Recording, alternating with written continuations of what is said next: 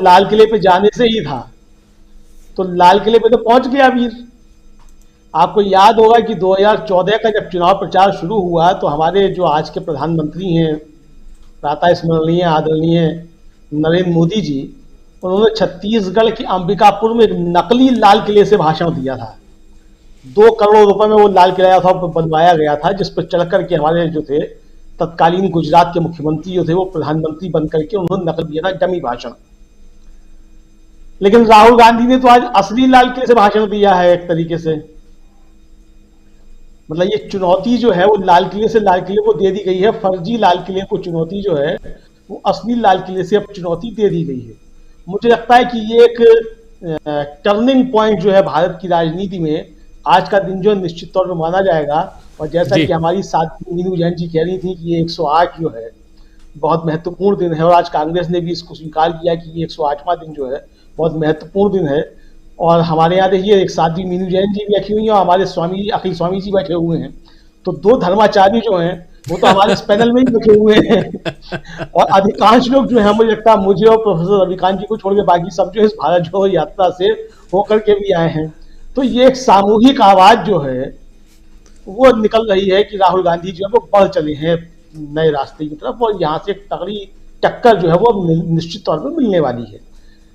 जाहिर सी बात है राजीव जी की सरकार को परेशानी होनी थी और भारतीय जनता पार्टी को परेशानी इससे होनी ही थी, क्योंकि ऐसा हम लोग लगातार चर्चा कर रहे हैं और 108 दिन से तो हम लोग भी लगातार चर्चा कर रहे हैं और यही चर्चा कर रहे हैं कि चूंकि भारतीय जनता पार्टी की पूरी राजनीति, उसका पूरा का पूरा दर्शन नफरत के आधार पर टिका हुआ है। और ये ऐसा भी है कि मुझको याद पड़ता है कि 70 के दशक में स्वर्गीय अटल बिहारी वाजपेयी ने कहा था कि अगर इस देश में मुसलमान नहीं होता तो हम मुसलमान तैयार करते, यानी कि अगर हमारे सामने कोई शत्रु नहीं भी होता तो हम एक काल्पनिक शत्रु तैयार करते।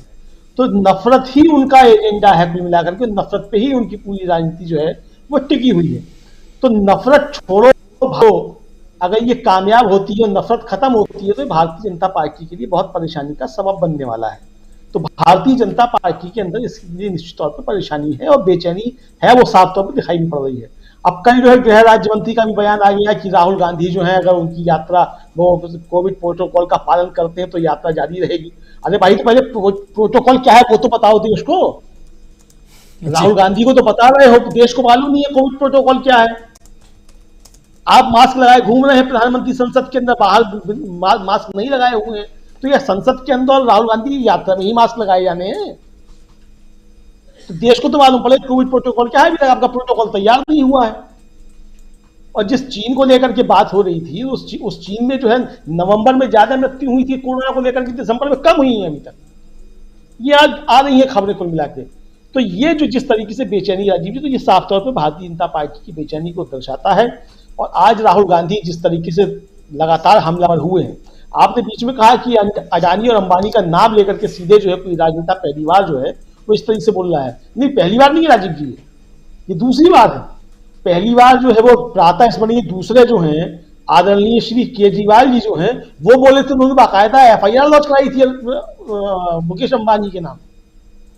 और उसके बाद वो FIR क्या हुई पता ही नहीं चला, कहां चली गई, बोलना बंद कर दिया, नाम लेना भूल गए। अंबानी का आ भूल गए, मुकेश का मां भूल गए हमारे केजरीवाल जी। तो ये दोनों छोटे मोदी बड़े मोदी जो है, ये इनके बीच का मामला जो है। तो आपने जैसा कहा कि जो है बहुत को नींद नहीं आएगी, तो ये नींद जो है वो दोनों की उड़ी हुई होगी, बड़े मोदी की भी छोटे मोदी की भी। तो ये कुल मिला के चीजें हैं। मुझे लगता है कि अब जब यात्रा आगे बढ़ेगी, और एक राहुल गांधी ने एक जो और बात कही राजीव जी, तो आपने भी इसका जिक्र किया कि उन्होंने जानवरों की बात की, ये भी कहा कि कोई कुत्ता भी नहीं मरा। ये आप समझ सकते हैं ये क्या प्रहार था, कुत्ते का नाम लेना, कुत्ता नहीं मरा। क्योंकि कुत्ते के गाली के नीचे आ जाने पर भी किसी को जो है दुख होता है, लेकिन इंसानों के मरने पर किसी को दुख नहीं होता है। तो ये सीधा सीधा एक तरीके से प्रहार बिना नाम लिए हुए था, वो उस मानसिकता पे था जो कहते हैं कि गाली के नीचे कुत्ता आ जाने पे भी जो उनको दर्द होता है, लेकिन इंसानों के मरने पे जो है उनको दर्द की अनुभूति नहीं होती है। तो ये जिस तरीके से चीजें हो रही है, मुझे लगता है कि भारतीय जनता पार्टी के लिए बहुत बेचैनी भरी चीज स्थिति है। आगे अब देखना है भारतीय जनता पार्टी नफरत का एजेंडा अपना किस तरीके से बढ़ाती है, क्योंकि नफरत वो छोड़ नहीं सकते हैं। अब राहुल गांधी की सबसे बड़ी उपलब्धि राजीव जी मैं तो यही मानूंगा कि भारतीय जनता पार्टी के लोगों के मन में से नफरत निकाल दें, और ये बड़ा मुश्किल काम है। क्योंकि अगर ऐसा हुआ तो भारतीय जनता पार्टी समाप्त हो जाएगी। और मैं चाहता हूं कि राहुल गांधी जो हैं वो भाजपा मुक्त भारत के नारे पर नहीं चल रहे हैं, जैसे कि हमारे प्रातः स्मरणीय आदरणीय नरेंद्र मोदी जी कांग्रेस मुक्त नारे पर चल रहे हैं। तो इसलिए वो उनके दिलों से नफरत निकले या ना निकले, लेकिन भारतीय जनता पार्टी ने लोगों के मनों में, लोगों के दिलों में जो नफरत भरती है, मुझे लगता है राहुल गांधी की यात्रा जो है उस नफरत को निकालने में एक मील का पत्थर साबित होगी। और इसके आने वाले परिणाम क्या होंगे, नफरत कितनी कम होती है राजीव जी, ये आगे आने वाला समय तय करेगा। जी दीपक पाचपोर जी, क्या आपको लगता है कि राहुल गांधी जिस मकसद से निकले हैं उस मकसद में कमोबेश